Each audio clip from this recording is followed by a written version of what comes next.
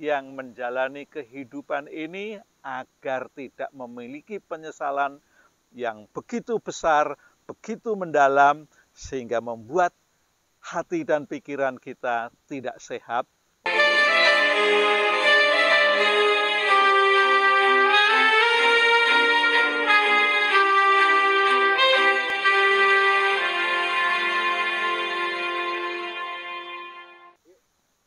Pernah enggak sih kau memiliki penyesalan dalam kehidupan ini? Apakah menyesal karena tidak bisa melakukan pekerjaan? Apakah karena menyesal karena ditinggal oleh orang yang engkau kasihi? Oleh orang yang engkau cintai?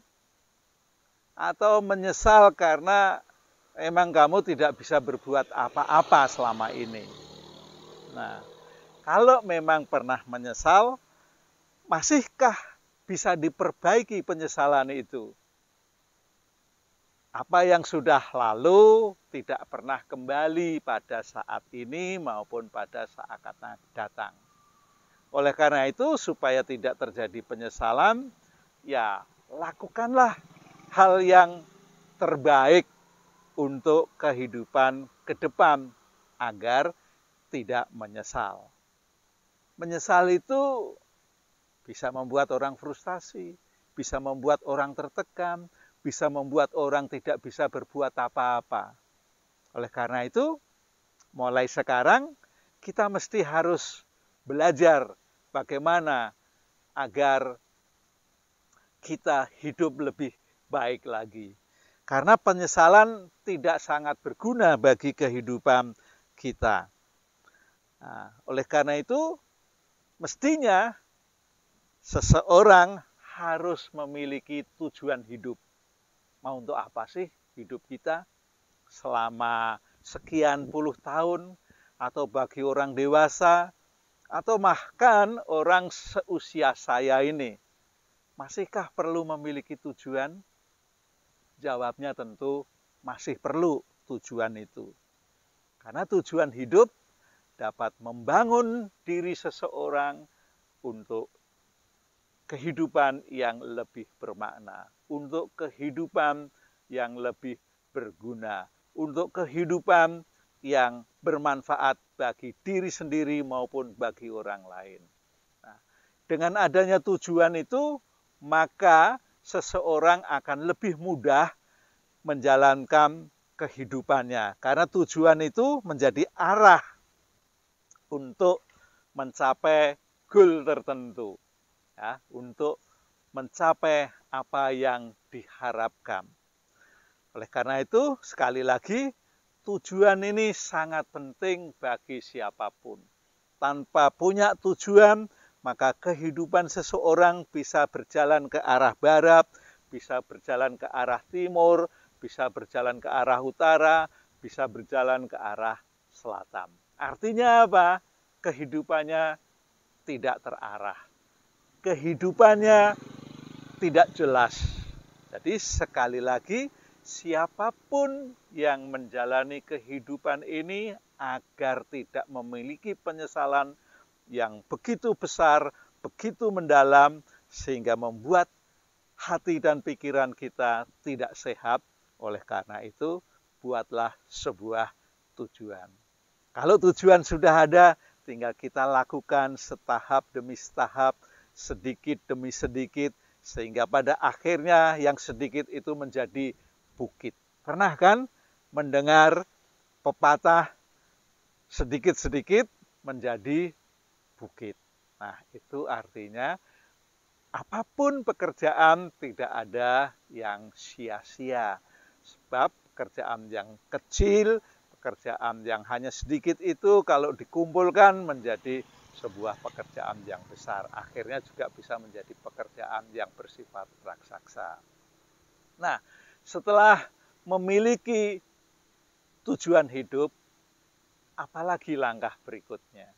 Langkah berikutnya yaitu yang kedua, yaitu bersikap positif.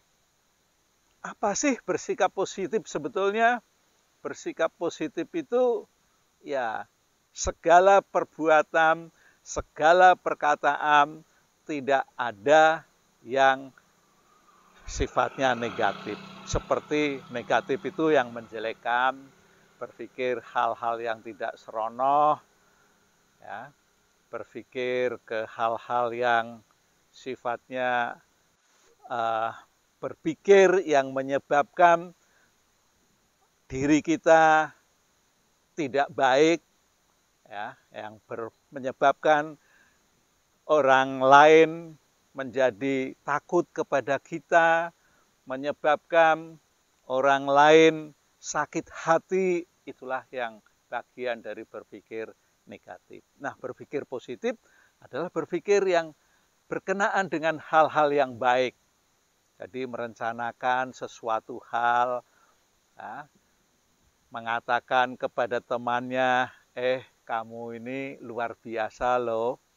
Kamu ini kalau berkata, bertutur kata itu lemah lembut.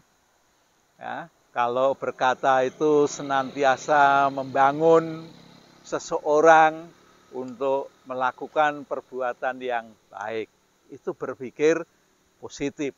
Nah, kalau setiap hari kita mau berpikir positif, setiap hari Anda dan saya berpikir positif, maka juga akan menimbulkan pikiran-pikiran positif kepada pihak lain.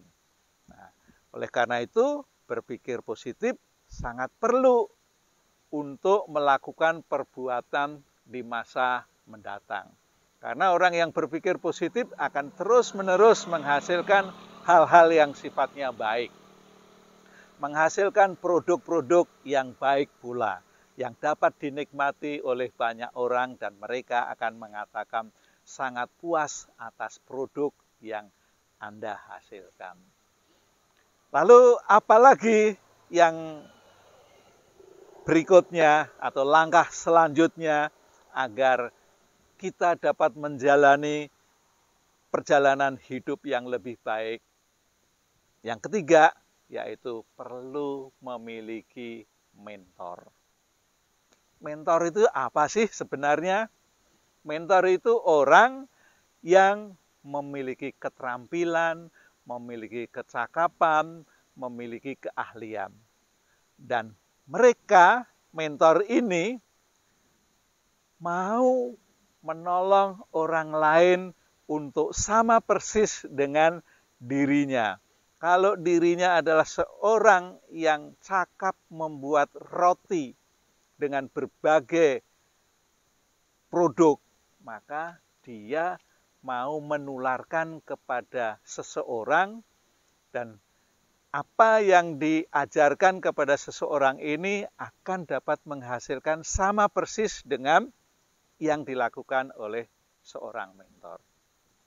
Jadi mentor ini pastilah dengan sukarela untuk membimbing, untuk mengajarkan, untuk Anda mau berbuat seperti yang mentor lakukan. Karena dengan adanya mentor ini, maka akan menjadikan seseorang yang dimentori berhasil juga.